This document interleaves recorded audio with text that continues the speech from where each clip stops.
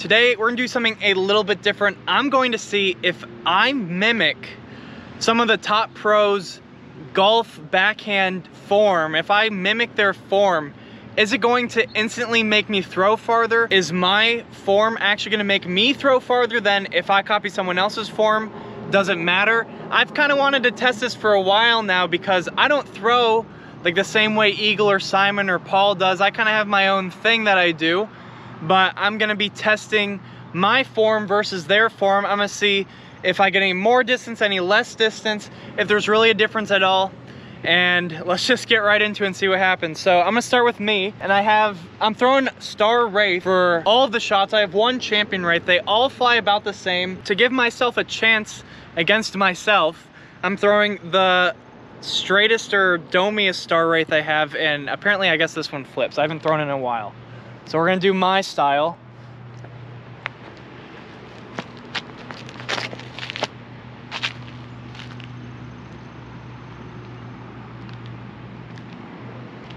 And I'll have the measurements for all the throws at the end, and these golden posts are about 360, maybe 380 feet away. I haven't really measured that either, but I've been here a few times. Let's move on to Scott Stokely. Okay, so basically I threw a first round of drives and I was just kind of trying to figure out, you know, the form for these guys, and it's not really too much to see because the second round we actually get some throws that are decent enough to measure, so let's just move on to those. Alright guys, I decided to treat that first round as kind of a practice, and these ones we're actually going to start measuring. I took out the most overstable Wraith that we have and I replaced it with the one that I threw, and I'm not going to rethrow because I think my throw was pretty decent for like a standard golf shot, like trying to get distance but also keep it very controlled. I felt like that was pretty good, and my number's okay. So I'm gonna see if the other forms can either get me farther, you know, feel more controlled, or just feel better. And I was thinking about the forms a little bit, so hopefully I nail it more this time than I did last time. So let's go ahead and try it out, starting with Scott Stokely.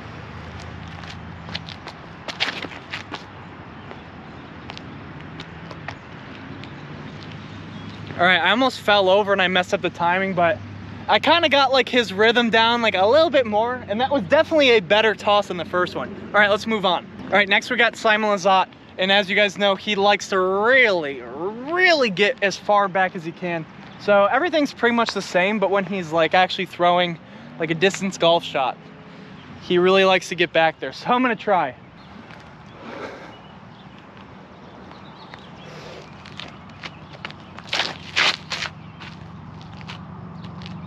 Wow.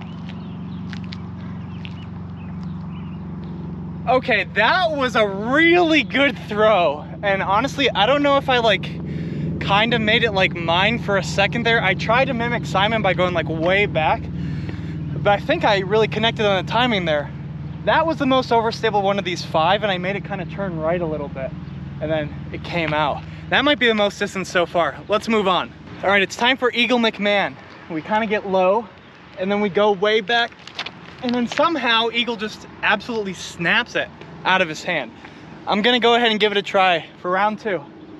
They're all good so far, so hopefully Eagle's is good too.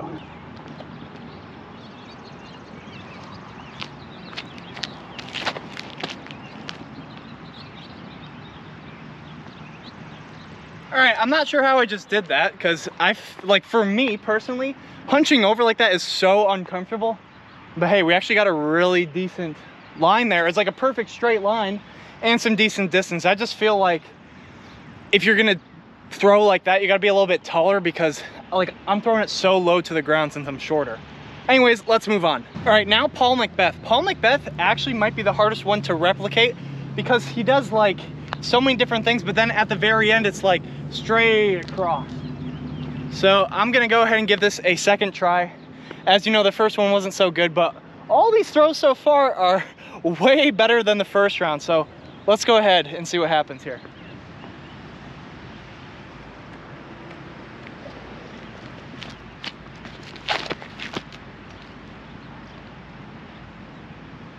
What the heck? All right, even though that one felt like a complete shank compared to the rest, it still definitely carried some distance. I let it go too high, but Paul does like this thing where when he's coming up, he kind of like throws it out a little bit, but to the side, and then he pulls through. I don't know, it's tough to replicate.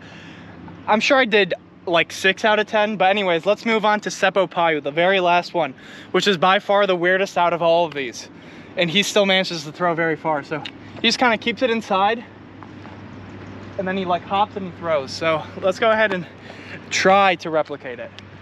Hopefully it's a better shot than what I did the first round. The first round was really bad.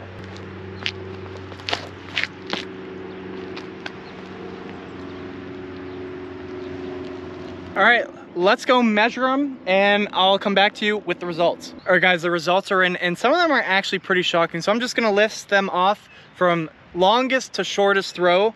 And the Simon Lizotte style throw won the competition by 3 feet. I kind of felt like I connected on it, so that makes sense. And you know, I felt like it was a good throw. I was like, well, I don't normally like exaggerate the reach back per se this much, but like to get my rear delt pointing in the other direction, I kind of have to do that. You know, I thought it was a really good throw, and it was 435 feet. Next, we're moving on to something that I thought was completely shocking. I tried to mimic Paul McBeth. It didn't feel very comfortable at all, and it was kind of high, and it did Anheuser a little bit, so I was thinking, you know, maybe. It actually only lost to Simon by 3 feet, so if that was an actual good throw, you know, who knows how far that could have went. So that was 432. Next, we have my throw at 417 feet, and that was my second throw of the day. Obviously, I'm a little bit more warmed up for these, but that's kind of the whole point, is see if these other forms can actually like break my distance barrier or whatever for a standard golf shot. And you know, about 20 feet shorter than Simon's style or Paul's style, and I thought it was still a pretty decent shot. So I'm at 417. Next, we have Eagle McMahon at 406 feet. Like I said, I just don't think that style works for me. Maybe I'm hunched over a little bit too much. Just when I watch him, it looks like he's like almost at the ground. It's pretty insane to me. And then we have Scott Stokely at exactly 400 feet. Honestly, I thought that was a good throw, and it was going to be one of the farthest. I threw one of the flippier rates that I have, and it looked like it carried, but not as far as I thought. And then we have Seppo Payu. Okay, I don't know how Seppo does it. I must be doing something wrong, but I swear he just like, and then lets it go. And that only went 330 feet. Anyways, guys, hopefully you enjoyed this video. And I guess in some circumstances, yes, you can actually increase your distance by just straight up copying someone else's form and find the one that works best for you. Because I mean, those didn't really feel all that natural and comfortable to me compared to mine, obviously. But as you can see, I did actually get more distance than I normally would. Maybe it's just because I was a little bit more quick with those forms. Who knows? But anyways, if you enjoyed this video, make sure to leave a like. Don't forget to subscribe, and I'll see you guys in the next one.